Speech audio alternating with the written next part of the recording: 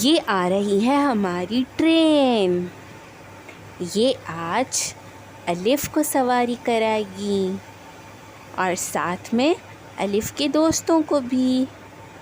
کیا آپ جانتے ہیں الف کے دوست کون ہیں؟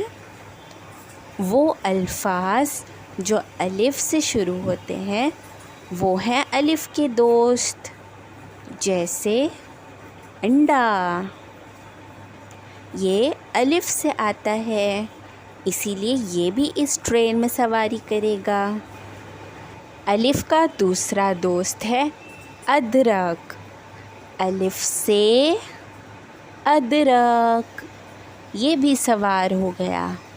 چلو آگے چلتے ہیں۔ الف سے انگور، اسے بھی سوار کرتے ہیں۔ رکو رکو رکو، یہ تو امرود ہے، یہ بھی الف کا دوست ہے۔ الف سے امرود۔ اب آئے گا الف سے انانس۔ تو یہ رہے الف کے دوست، الف سے انڈا، الف سے امرود، الف سے ادرک، الف سے انانس اور الف سے انگور۔